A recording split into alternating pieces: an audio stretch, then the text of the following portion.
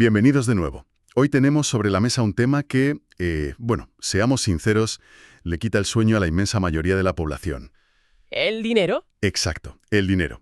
Pero ojo, que nadie se asuste, no vamos a hablar de hojas de cálculo o de cómo fluctúa el Euribor. Ni de fórmulas matemáticas incomprensibles, desde luego. Para nada. Vamos a hablar de lo que realmente pasa por la cabeza de alguien cuando, pasa la tarjeta por el datáfono. Qué gran emoción iniciar este análisis a fondo. La verdad es que sí.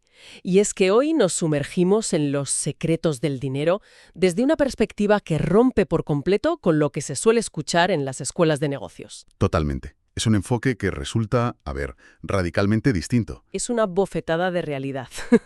Para esta exploración documental contamos con un material muy potente. Son las transcripciones detalladas de una conferencia y también extractos del libro Los secretos del dinero. Ambos de Francisco González. Eso es.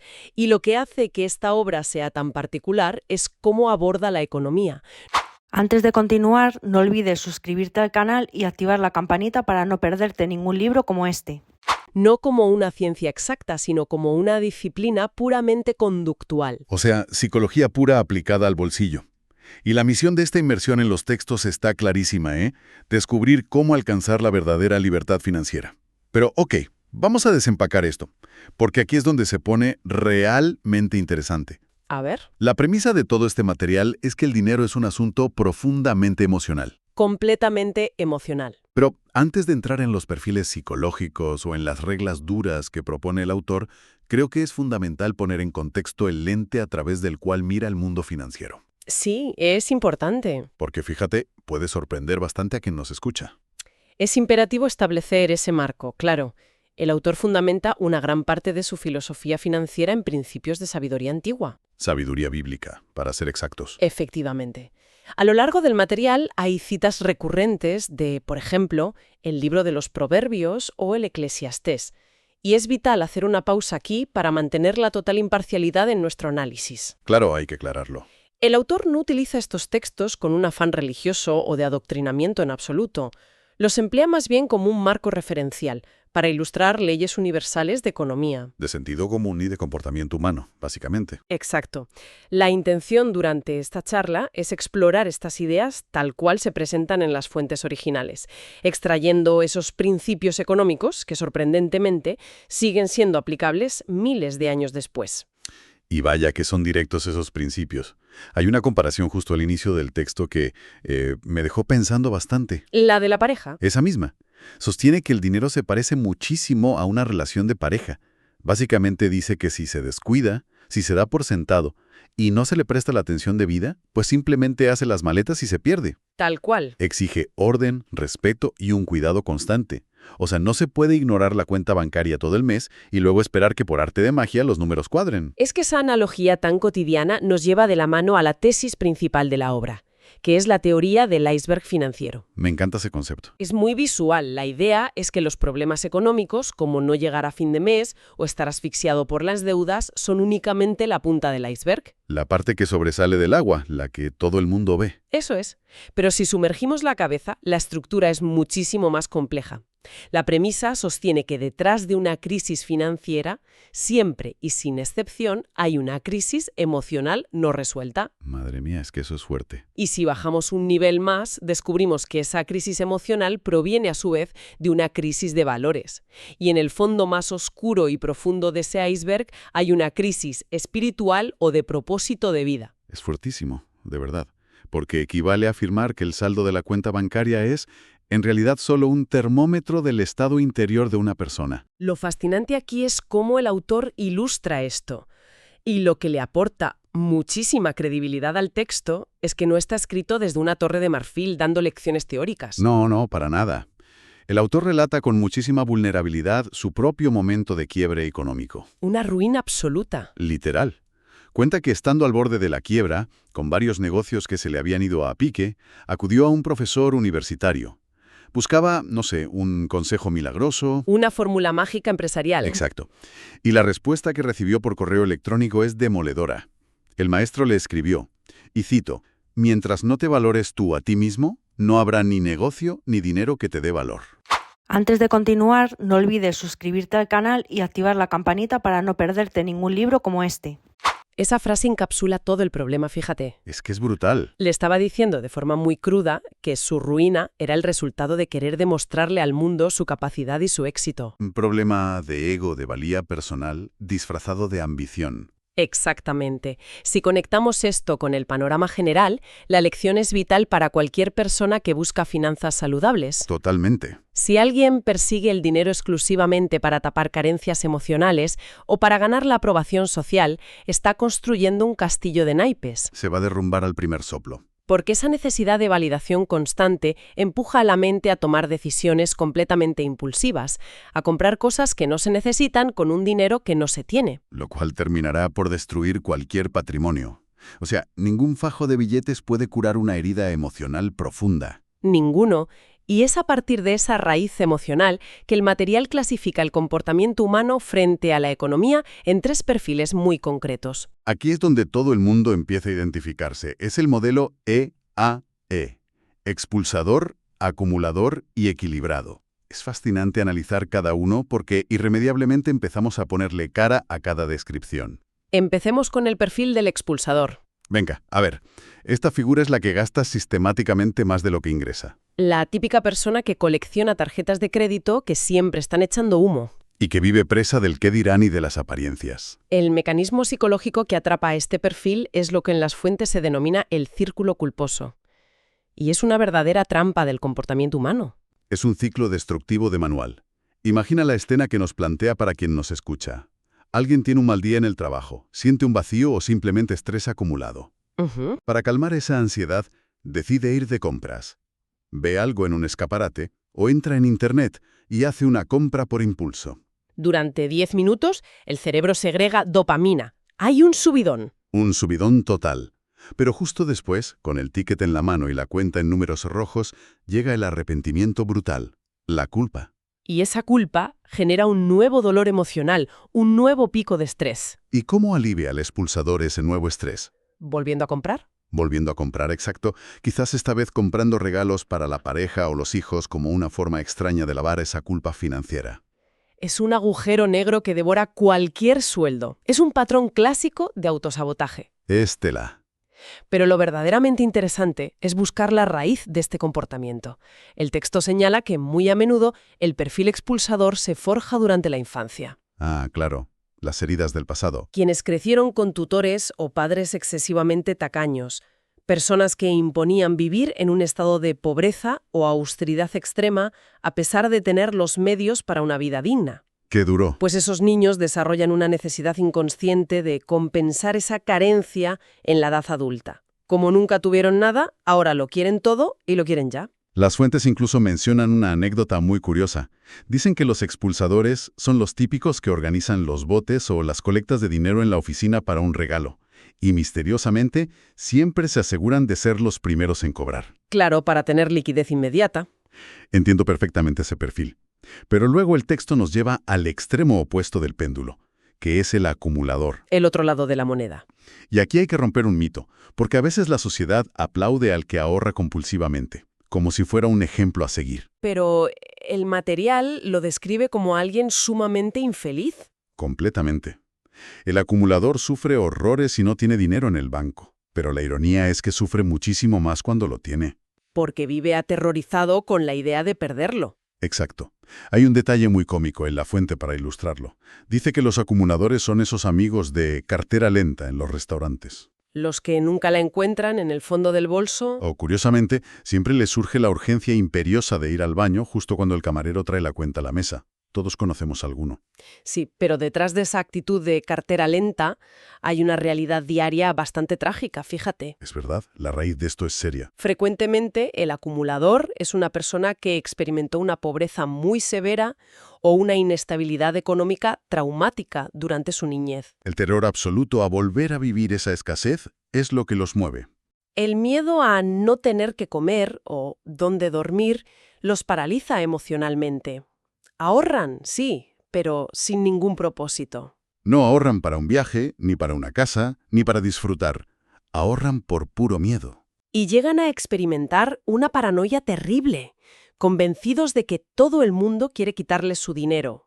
Llegan a aislar a su propia familia. Antes de continuar, no olvides suscribirte al canal y activar la campanita para no perderte ningún libro como este. El texto advierte que están a un paso de adquirir lo que define como una enfermedad del alma, la avaricia. Y la avaricia seca a la persona por dentro. Lo cual nos deja con el tercer perfil, y la meta a la que toda nuestra audiencia debería aspirar, el equilibrado. La gran revelación de la fuente es que nadie nace siendo un equilibrado financiero. No viene de serie. No, es algo que se aprende a base de golpes y de educación financiera. Una persona con este perfil ahorra de manera constante, pero siempre con un fin en mente. Sabe disfrutar de las comodidades del dinero sin culpa y, ojo, esto es crucial, practica la generosidad de forma inteligente.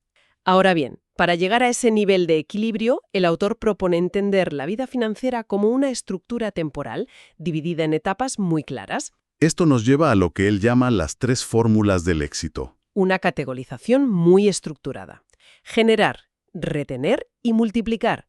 Empezamos por generar. La primera etapa hace referencia a los ingresos ganados, el fruto del trabajo diario.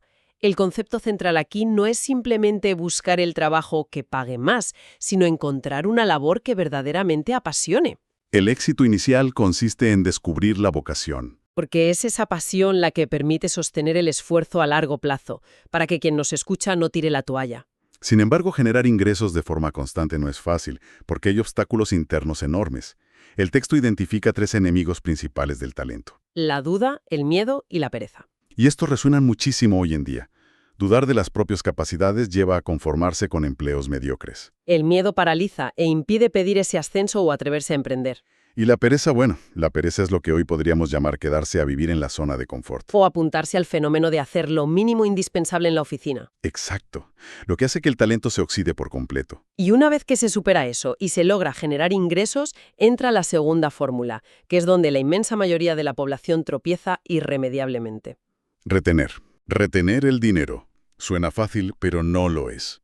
Significa desarrollar el hábito inquebrantable del ahorro. Hay una recomendación muy visual en los textos para épocas de turbulencia.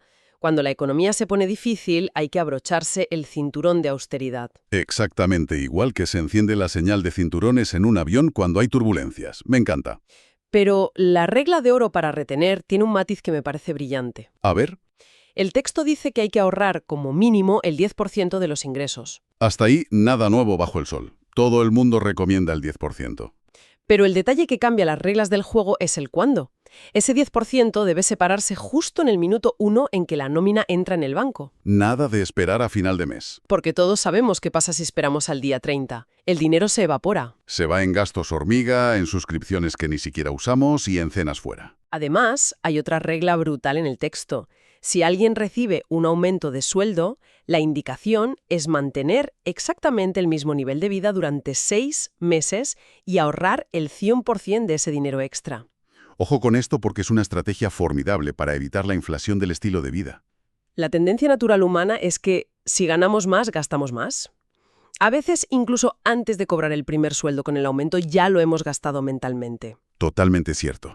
Al obligarse a vivir con el presupuesto anterior durante 6 meses, se consolida el hábito del ahorro y se evita caer en trampas de consumo. Y todo este capital retenido, guardado con disciplina, nos lleva a la tercera fórmula: multiplicar. Que es pasar a los ingresos estratégicos, cambiar el chip. Abandonar la mentalidad de empleado. Esa mentalidad que está programada para pensar únicamente en sobrevivir hasta la próxima nómina. Y en su lugar, adoptar una mentalidad que proyecta a largo plazo, buscando que el dinero trabaje solo a través de activos rentables. Ahora bien, para multiplicar el dinero e invertir, las fuentes presentan una serie de directrices, reglas muy duras. Y cuando digo duras, me refiero a números que rompen por completo los esquemas habituales y la cultura crediticia actual de nuestro país. Madre mía, es que vamos a ver, porque aquí es donde yo leyendo el texto casi me caigo de la silla. Son reglas extremadamente estrictas. Cuéntanos los ejemplos. Por ejemplo, para comprar un coche financiado, el autor exige una entrada mínima del 50% del valor del vehículo, Agárrate. que el crédito se pague en un plazo máximo de 12 meses y que la cuota mensual jamás supere el 20% de los ingresos. 1 año para pagar el coche. Es un estándar altísimo. Y para comprar una casa exige aportar un 50% de entrada inicial, firmar una hipoteca a un plazo ideal de 7 años, máximo 10, y que la cuota no rebase el 30% de los ingresos mensuales. ¿Un 50% de entrada para un piso hoy en día? Eso suena a ciencia ficción para muchísima gente de nuestra audiencia. Antes de continuar, no olvides suscribirte al canal y activar la campanita para no perderte ningún libro como este. ¿Cómo justifica el autor semejante nivel de exigencia en la actualidad? Es muy comprensible el asombro. Son píldoras muy difíciles de tragar para una sociedad que ha normalizado firmar hipotecas a 30 o 40 años. Literal. La respuesta del autor en el texto es tajante y sin ningún tipo de rodeo emocional.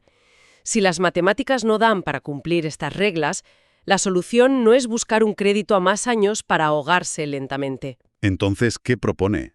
La respuesta es: baja tus expectativas.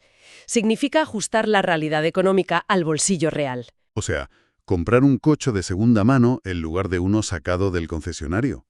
O conformarse con una casa más pequeña en un barrio más humilde.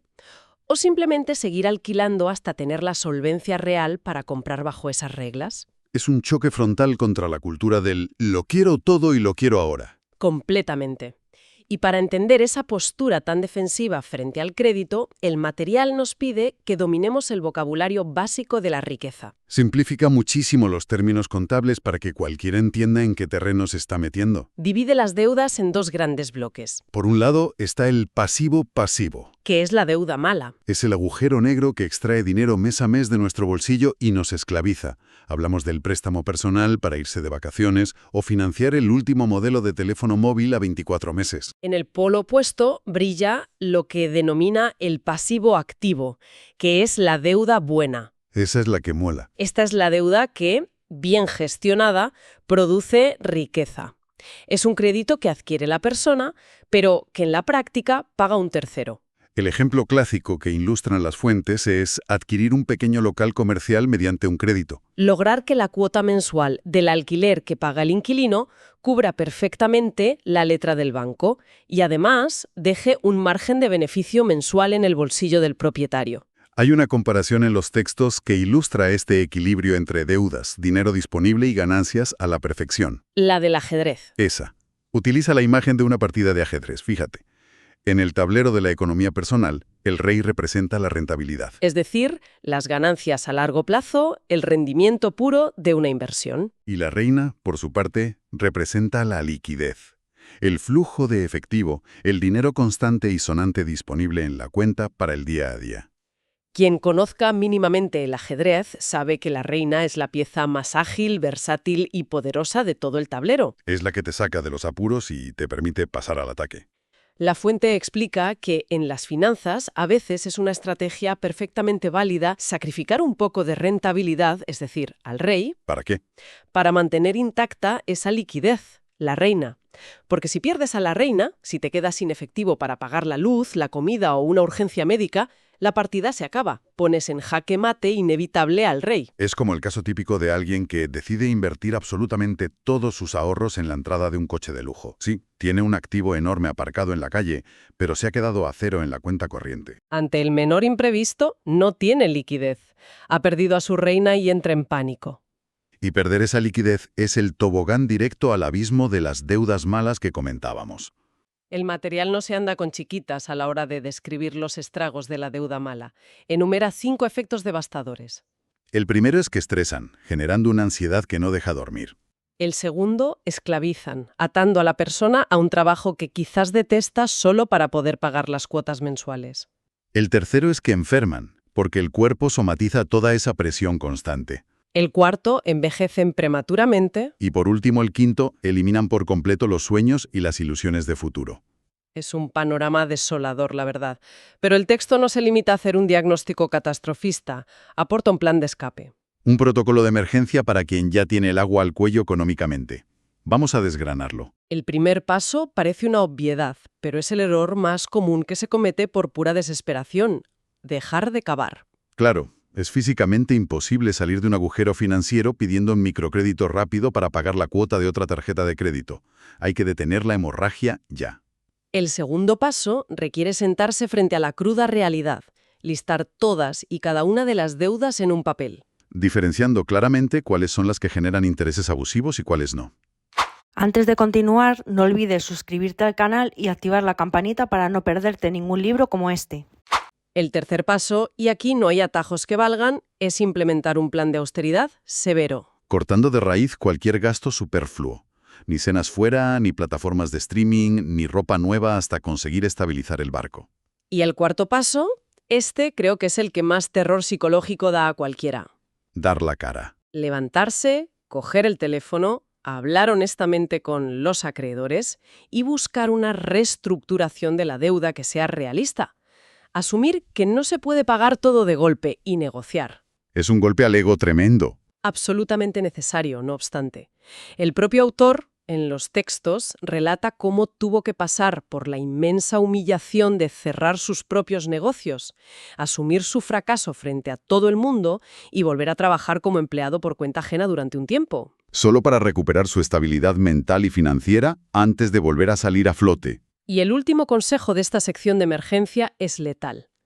Evitar a toda costa el victimismo. La fuente insiste en que la queja constante, la autojustificación y el buscar culpables externos conforman el vocabulario exclusivo del fracaso.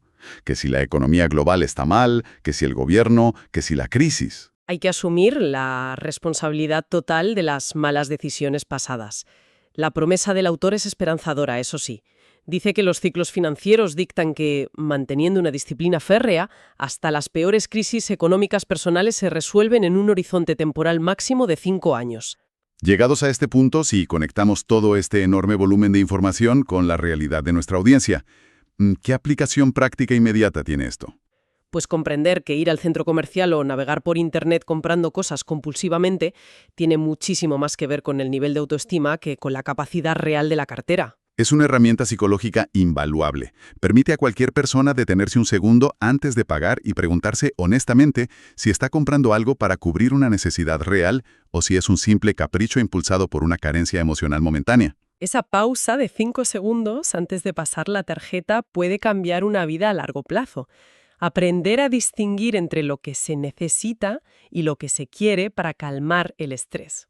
Y para cerrar esta exploración documental de hoy, creo que tienes un último apunte, ¿verdad? Sí, quiero poner sobre la mesa una última reflexión basada en los textos, específicamente en esos consejos extraídos de la sabiduría antigua del Eclesiastés que mencionamos al principio. Cuéntanos. El autor menciona una regla muy contraintuitiva sobre las herencias.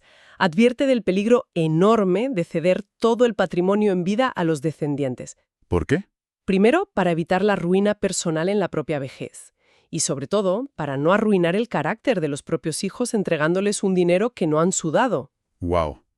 Es una bofetada a la tradición de acumular toda la vida para dejar a la siguiente generación con la vida resuelta. Exacto. Y esto plantea una pregunta fascinante para que cualquier persona investigue por su cuenta. ¿Qué pasaría si descubrimos que la herencia más valiosa que se le puede dejar a la siguiente generación no son los ceros en una cuenta bancaria? ¿Qué sería entonces? ¿Qué tal si el verdadero legado fuera la transparencia total? Sentarse y explicar los errores financieros cometidos en el pasado, enseñarles cómo funciona el dinero de verdad y darles una educación emocional sólida para que no caigan en las trampas del consumo que hemos hablado hoy. Me parece fabuloso. Se trataría de dejar una herencia de resiliencia frente a la adversidad, en lugar de una simple herencia de billetes que muy probablemente no sabrán ni gestionar. Una herencia de resiliencia en lugar de billetes. Es un concepto brillante y el broche perfecto para entender que la economía va muchísimo más allá de los números. A toda nuestra audiencia, gracias infinitas por acompañarnos en este análisis a fondo. Ha sido intenso pero necesario. Esperamos que estas ideas sirvan para reflexionar sobre nuestros propios hábitos. La invitación está sobre la mesa. Sigan cuestionando sus decisiones de compra, sigan aprendiendo y mantengan siempre despierta esa curiosidad financiera. Ha sido un auténtico placer desgranar todos estos conceptos. Nos vemos en la próxima exploración. Antes de continuar, no olvides suscribirte al canal y activar la campanita para no perderte ningún libro como este. Libros que abren puertas, palabras que enseñan más. Dinero y libertad, todo lo vas a lograr. En cada episodio, en cada nueva visión, riqueza entre páginas.